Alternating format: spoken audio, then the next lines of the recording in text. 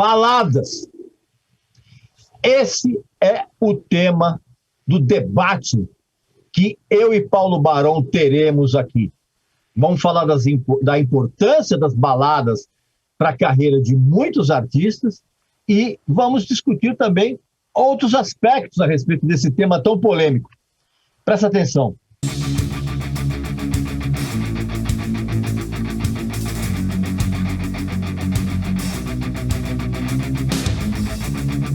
Meu amigo e minha amiga, eu vou interromper esse papo aqui porque eu tenho uma notícia espetacular para você. A nova loja do Regis Tadeu aqui. Pois é, meu amigo e minha amiga, não é que teve mudança de estoque, nada disso. É uma novíssima loja com novos produtos, novas camisetas muito legais, como essa aqui que eu estou usando aqui, ó. Aqui, ó. Tem vários modelos de vários tamanhos, tem novos produtos, é uma loja novíssima. E a nossa loja, meu amigo e minha amiga, o novo endereço dela está aqui na descrição do vídeo. Vai lá, dá uma xeretada, vê os produtos bacanas que a gente tem. A gente tem umas camisetas absolutamente sensacionais. Então, seja bem-vindo, então, à nova loja do Regis Tadeu, beleza? E agora a gente pode continuar com o nosso papo aqui. Meu amigo e minha amiga, você provavelmente ficou me enchendo muito o saco por causa das baladas. As baladas que eu sempre falo mal daquela turma do hard rock farofento, aquela coisa toda, os bons jovens da vida, essa coisa toda. E eu e o Paulo Barão, nós tivemos a ideia de conversarmos a respeito disso. Não apenas das baladas do hard rock farofento, mas as baladas em geral, o quanto elas são importantes e muitas vezes fundamentais para a carreira dos artistas. Claro que antes você vai fazer a sua inscrição no canal, que você já sabe muito bem. Você vai visitar a nossa loja, que tem a nossa novíssima loja, aliás, né? Não é que a loja foi remodelada, é uma outra loja completamente diferente, cheia de produtos legais, de camisetas muito bacanas, como essas que eu e o Paulo nós estamos usando. E você também vai adquirir o livro do Paulo Barão, o Rock All My Dreams, que é lotado de histórias mirabolantes, de opiniões controversas, né? Aquela coisa toda, aquele jeito do Paulo que você já sabe muito bem. Não é mesmo, Paulo? Tudo bom, Regis? Tudo bem, é? Vai arriscar a falar de baladas hoje? Opa! Ah, meu amigo e minha amiga, eu vou dizer uma coisa para você. Antes da gente começar com esse papo, para você ter uma ideia de como eu e o Paulo nós pensamos diferentes, você vai clicar aqui no link abaixo e nós vamos enviar um texto para você gratuitamente com as minhas 3 baladas favoritas de heavy metal. E o Paulo vai mandar também, no mesmo texto, as 3 baladas favoritas de metal dele, tá bom? Então, gratuitamente, tá? Antes da gente começar, você já vai clicar e a gente já vai enviar esse texto para você, tá bom? É muito simples. Você clica aqui no link aqui na descrição do vídeo e nós enviaremos esse texto gratuitamente para você, com as minhas 3 baladas favoritas de heavy metal e as 3 baladas favoritas do Paulo, beleza? Recado tá dado. Primeiro, é preciso que a gente diferencie baladas de baladas românticas. São coisas diferentes. Embora o formato musical muitas vezes ele seja parecido, as temáticas são diferentes, né? Então, primeiro de tudo, é preciso deixar claro que existe essa diferença. Depois, eu acho que é fundamental que a gente esclareça, até de um modo fácil, para qualquer pessoa, por mais leiga que ela seja em termos de música, que existem as baladas felizes e as baladas introspectivas, mais depressivas, vamos dizer assim. E isso tem a ver, assim, explicando de uma maneira muito genérica, tem a ver com acordes maiores e acordes menores, tá?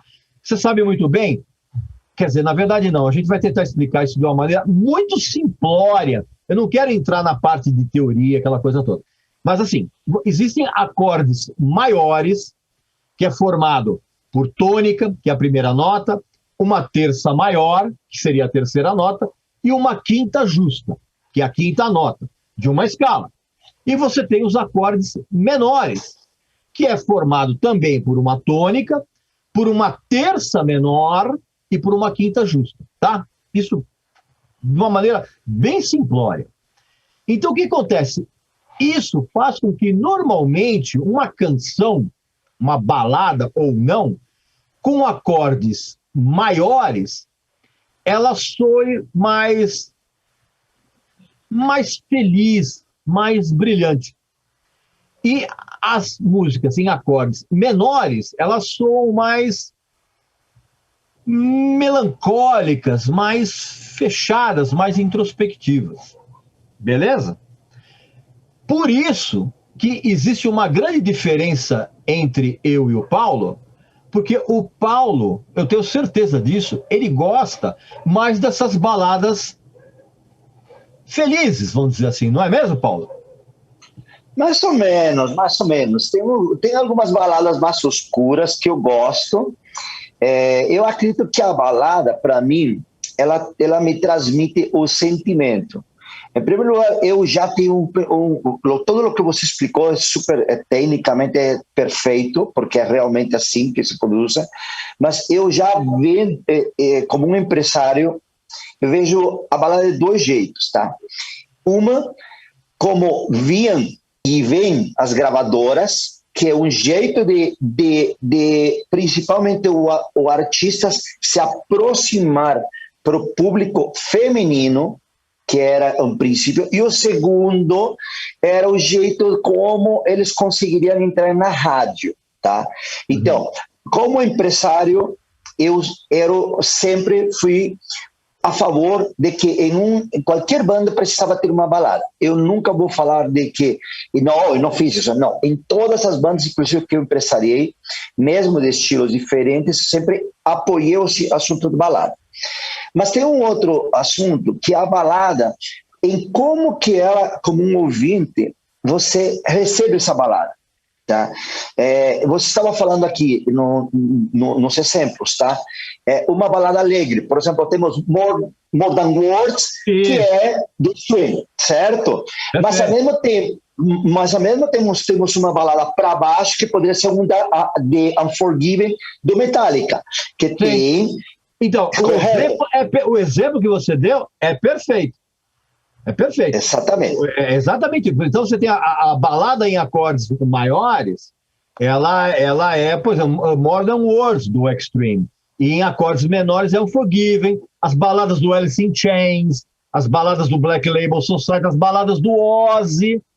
E as baladas em acordes maiores Scorpions, Skid Row, enfim, Aerosmith, Bryan Adams, Def Leppard, mas não tira de que alguns artistas que fazem música, vamos falar, mais feliz, tá? Tivessem em algum momento experimentado essas baladas oscuras, tá? Ou vamos por entendeu? Vamos colocar, ou que tenham feito uma coisa bem interessante, que a música parecendo alegre, feliz, mas com uma temática oscura, certo? Vamos colocar The Eagles, por exemplo, tá? Então, quando você escuta uma balada que às vezes pode parecer mais feliz e te traz essa temática embaixo, eu acredito que ela também te cria sentimentos. Eu acredito que a balada, e no conceito principal, desde lá atrás, quando começou o rock, que vem do blues, eu acho, as baladas vêm do blues, de fato, porque o blues sempre foi como triste para baixo, é um lamento, certo? É o lamento americano que veio para a gente e se voltou no que é o blues. O rock puxou isso. E já as bandas dos 60, 70 imprimiram essa história da balada. Desde os Beatles, podemos ver, nos Rolling Stones temos fazendo Angie, por exemplo, uma balada que era totalmente deprê, falando de mulher. Por quê? Porque era o lamento do amor, certo? O lamento do amor por uma mulher. Mas, ao mesmo tempo, cara, você vê, por exemplo, baladas que foram feitas. Me dá um exemplo de alguma balada, de uma banda dos anos 70, que para você tenha feito uma balada com jeito para baixo, mas que tivesse falado para não fosse um lamento. Supertramp, por exemplo. Supertramp é um exemplo bom, porque você tem Dreamer, e aí você tinha outras baladas, a própria a Fool's Overture, que depois ela é uma música épica, mas ela começa com... faz sentido. O Supertramp é um bom exemplo disso. E tem, ao mesmo tempo, o rock progressivo, eu acredito que ela bebeu muito em cima desse jeito. Vamos lá. Mas aí são acordes menores. Aí é uma temática mais introspectiva. É diferente você pegar, por exemplo, Sailing, do Rod Stewart, e você for comparar com, por exemplo, uma balada do Genesis, da fase com Phil Collins. Ali, da época do Trick of the Tail, por exemplo. Mad Men, por exemplo. Mas, por exemplo, sabe a música do Pink Floyd, Mother? Ela... Mas o Mother é completamente deprê. Sim, Mother é completamente deprê. Ela é deprê, mas e o violão? Também, também acordes menores. Sabe o que acontece, Paulo?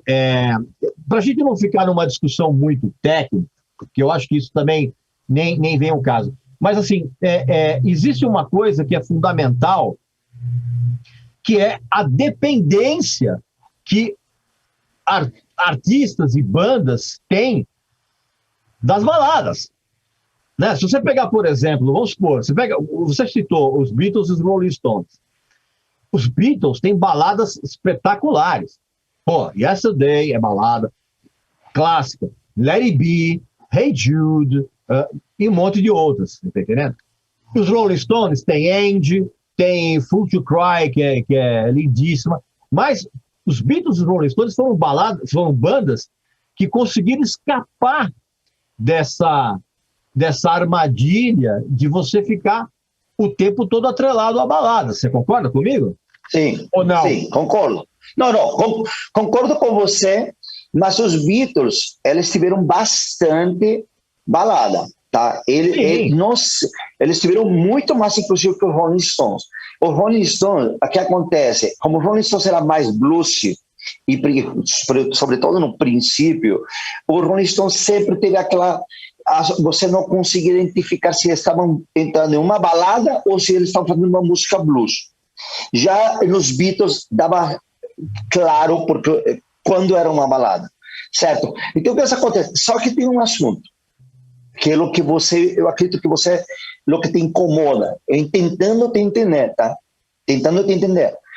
O que te incomoda é que um artista esteja constantemente indo atrás da balada para se sustentar o seu próprio êxito, mas repetindo a mesma fórmula, simplesmente mudando a letra ou um acorde, mas sendo a mesma fórmula. É isso? Bon Jovi, é o maior exemplo disso. Bon Jovi faz bastante isso. Porque sabe o que acontece, Paulo? Você falou uma coisa que é interessante e que é realmente a realidade. A balada, ela é o passaporte para a rádio.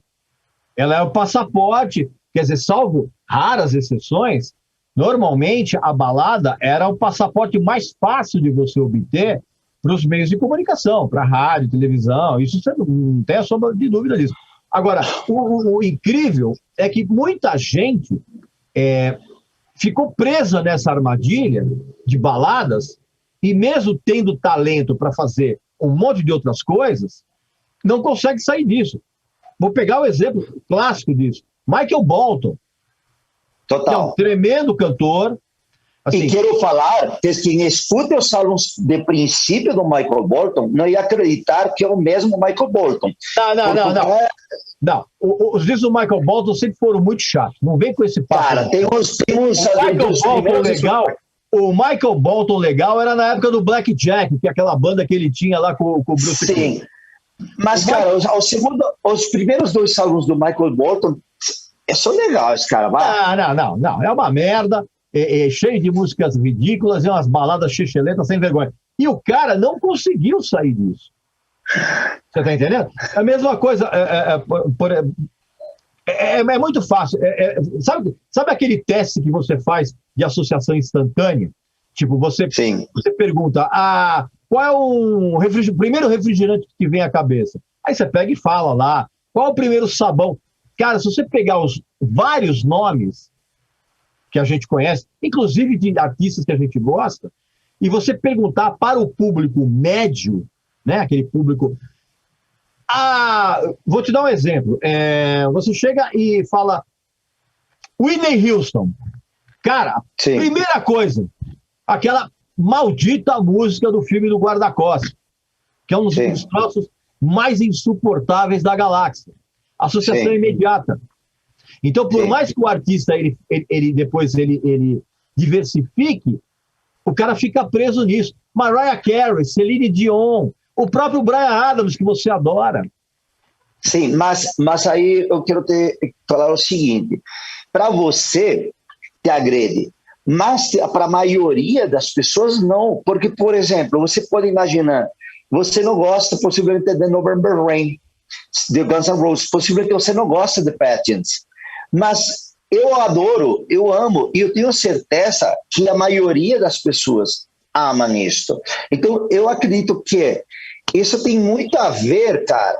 Sim, mas a fim de contas, qualquer resultado, possivelmente muitas bandas, não teriam chegado onde eles chegaram se não tivesse sido esse passaporte que eles precisavam. E aí você vai, o próprio Soundgarden, que tem aquela Black Hole Sun, por exemplo, que é maravilhosa. Maravilhosa. Foi um grande passaporte para eles. O Guns N' Roses teve que ter o Patches, que quando o álbum era foda, sempre foi incrível, mas o Patches foi muito importante para entrar na rádio nos Estados Unidos. Então, assim, e aí você vai pensando, Queen's Rise, com a Sally Lucity, que é outro é maravilhosa, mas precisou entrar na rádio, entendeu? E se você vai, o próprio Iron Maiden tem baladas, o próprio Iron Maiden tem baladas. Horrorosa. Cara, aquela Wasted Love, horrível. O Bruce Dixon, Wasted Love, horrível. O Bruce Dixon tem Tears of the Dragon, que é uma porcaria imensa. Regis, ó a palavra aí, ó. A mensagem aqui para você. Ó pra você. Nossa, cara. Por exemplo, o Metallica também, de uma certa forma, usou essa fórmula, com Nothing Else Matters, né? Enfim, whatever. Mas, assim, o problema é quando o artista ele fica preso àquilo. Aí... Sim. Tem artistas que não conseguiram sair disso. Eu confesso que, sim, o próprio Bryan Adams, que você falou, qual que era aquela do filme Robin Hood? Everything I do, I'll do for you. Nossa, eu não consegui, eu que sou fã deles, não consegui escutar mais essa música. Nunca mais. Eu morei na Inglaterra naquela época. Você ouve essa música e você torce contra o Robin Hood. Pois é. Termina se torcendo ao contrário. Você ouve essa música, você fica com pena do xerife de Nottingham.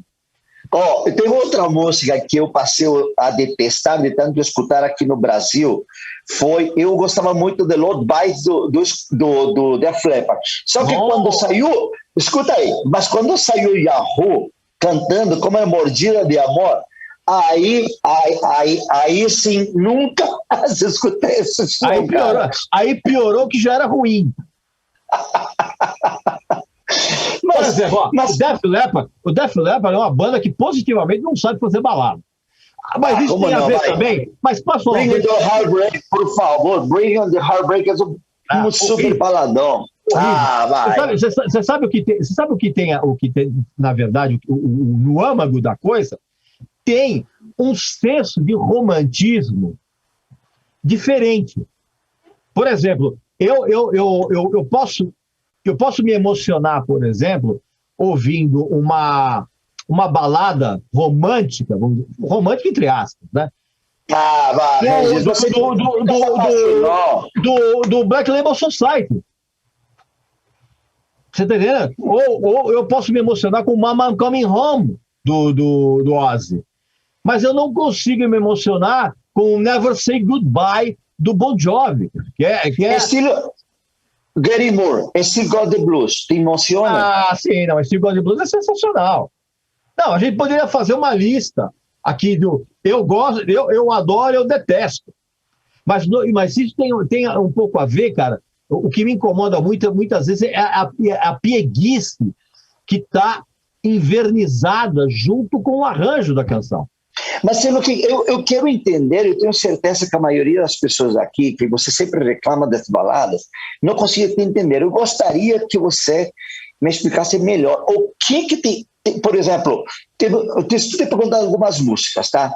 E aí você está me falando, eu gostei, então já me tirou. Não é o som da balada que te irrita, o que te irrita deve ter alguma coisa, não sei se são as... Você pega, por exemplo, vou te dar um exemplo de duas baladas que eu abomino e que elas são muito próximas, mas que têm intenções diferentes.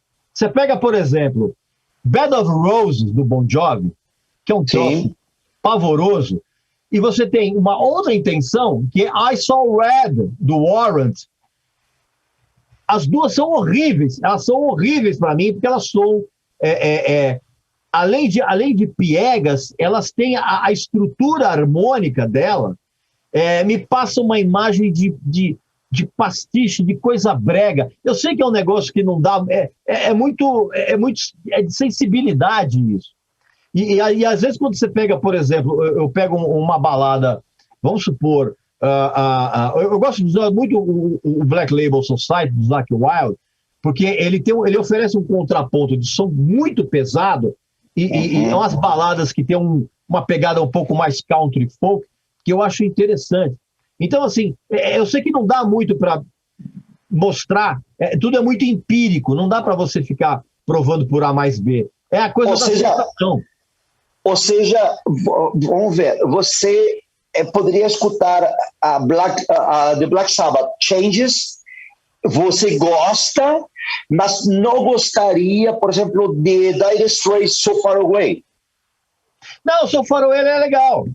Mas ele é brega também. Então, mas aí que está, por isso que eu estou falando. Aí Paulo, que vai. É uma mistura dessa coisa um pouquinho mais técnica, que a gente explicou no começo de uma maneira muito simplória, mas é basicamente pelo tipo de sensibilidade que cada um tem. A coisa da temática do amor, desse amor romântico meio novelesco, que é uma coisa que está sempre presente nas baladas do Bon Jovi. Carrie, por exemplo, do Europe, que é talvez uma das piores baladas da história da galáxia. É uma música, por exemplo, que me deixa absolutamente possesso. Eu viro um satanista quando eu ouço essa música. Mas não será que você tem um bloqueio mental de algum jeito? Algum coração quebrado? Porque não tem lógica. Não tem nada a ver com o coração machucado, não tem nada disso. É a maneira como você recebe o encadeamento de acordes, as sequências, a previsibilidade da coisa. Por exemplo, você pega a Still Loving You do Scorpions, você nos 10 primeiros segundos, você já sabe o que vai acontecer no restante da música. Isso é uma coisa também que me incomoda muito. Concordo, mas Winds of Change, por exemplo, você critica Winds of Change, mas o Winds of Change não fala nada de amor. Sim, não mas é uma balada horrorosa, porque o encadeamento de acordes, além de ser previsível, ele provoca em mim uma sensação de muito tédio. Muito tédio. Eu sei que tem a ver com os ventos das mudanças, da queda do bloco soviético, blá, blá, blá. Mas, cara, você fala, puta, cara, tem tanta coisa que já foi mesmo tá. Por exemplo, você quer um exemplo? Olha, Dusty in the Wind, do Kansas, que é uma balada lindíssima. E você pode apostar, cara, que 99% das pessoas que adoram essa música não fazem a menor ideia da sonoridade do Kansas. É isso que eu estou falando, de você ficar preso. A grande maioria das pessoas conhece o Mr. Big por causa das baladas, e não Não, não. Mas por exemplo, eu tenho uma das minhas bandas favoritas de todos os tempos, é Marillion, tá? E eu gosto das baladas do Marillion pra caramba. Adoro Easter. O que você acha de Easter? Não, o Marillion, uma coisa que me incomoda um pouco no Marillion é aquela fase do Fish, que era muito calcada em cima do Gênesis, do Peter Gabriel, muito. Não, mas agora estamos falando da época de Steve Hogarth. Não, Hogarth. Steve Hogarth eu detesto tudo. Acho tudo Caracas, você acha chato? Nossa, não acredito. Easter? Nossa, mano. Ó, licença, tá? Licença. Não, sério. Licença. Olha isso. Que cena absurda essa, meu. Olha isso. E ainda vou colocar no negócio. Porra. Nós vamos ficar com a mesma camiseta. Nós vamos ficar com a mesma camiseta. Não, cara, agora você me estressou, velho. Mas aí o que acontece? Vou te dar um exemplo. Eu, por exemplo, eu não gosto de This Love do Whitesnake. Não gosto. Aliás, eu não gosto. Toda vez que o David Coverdale vai fazer balada, eu acho uma merda. Mas, por exemplo, quando o David Coverdale tinha as baladas do Deep Purple, eu achava legal. Soldier of Fortune, por exemplo, é uma balada linda. E esse Slam, por exemplo, eu acho uma porcaria. Então, o que acontece? Eu sei nitidamente que as baladas, elas servem também para atingir um público muito maior do que normalmente a banda conseguiria. E quero te perguntar, e do Kiss? Kiss te irrita todas as baladas do Kiss? Eu tenho uma certa simpatia por Beth, que é uma canção legal, mas, por exemplo, Forever, por exemplo, eu já acho insuportável. Mas Beth não tem uma construção parecida a lo que você está falando também nas músicas do próprio Scorpions, das baladas do Scorpions? Nunca fiz tal associação, cara. Por isso que eu falo, cara, que muitas vezes a capacidade de percepção, não só com relação às baladas, mas com qualquer som, ela é totalmente calcada na sensibilidade. Porque, assim, o que é que você explica, por exemplo, de eu gostar de Always Somewhere do Scorpions e não gostar de Still Loving You? Não tem uma... Então, isso aqui é um maluco. Agora, você sabe o que acontece, Paulo? Quando esses artistas eles ficam presos, que nem a gente citou do Michael Bolton, da Whitney Houston, da Mariah Carey, isso, na verdade, não é um fenômeno que é do passado. Se você pega, por exemplo, o Ed Sheeran, por exemplo, ele é um cara que perigosamente está prisioneiro dentro desse universo, por mais que os shows que ele faça sejam animados, ele está perigosamente preso dentro desse universo. Ele nunca vai sair dessa. Pois é. Ele nunca vai sair daí. Aqui no Brasil, por exemplo, você tem a Marisa Monte, a Adriana Calcanhoto, você tinha, por exemplo, a Maria Gadu. A Maria Gadu, para você ter uma ideia, ela até acabou se afastando um pouco do show business, porque ela ficou meio cansada desse tipo de algema artística, você tá entendendo? Cara, pega o que aconteceu com o Roberto Carlos. Sim, totalmente. Eu te digo uma coisa, é engraçado, mas as músicas baladas brasileiras nunca foram meu forte. Também, inclusive, as baladas em espanhol. Nunca se entendi muito. Não sei se é por...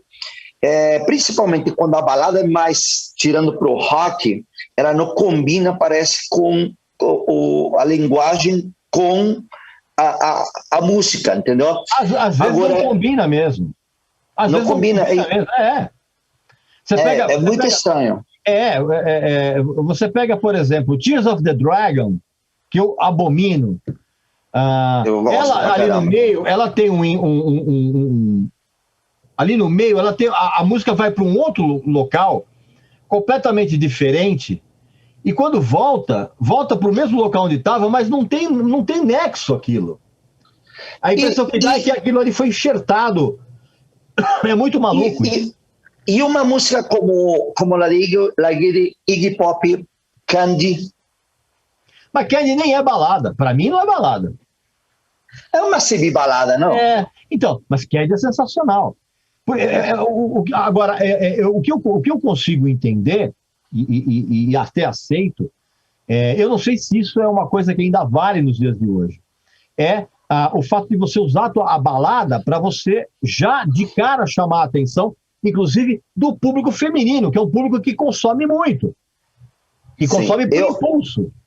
O problema está que, vamos lá, vamos tentar lembrar como era a indústria, e a indústria mudou completamente. Eu acredito que hoje não é mais necessário a esse ponto.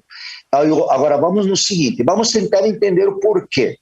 Mas o rádio também perdeu essa importância, né, Paulo? Exatamente. A rádio perdeu essa importância, e aí vai outro assunto. Nós tínhamos, na época, 10 músicas onde precisavam se vender esse vinil ou aquele CD. Hoje, um artista não está saindo mais com 10 músicas. Alguns estão saindo com 3, outros com 6, alguns com uma música. Então, ela deixou de ser importante como era em termos de indústria, de necessidade de você ter uma música para vender um álbum. Entendeu? Hoje não é mais desse jeito. Agora, vou te falar... Agora eu vou te pôr um exemplo.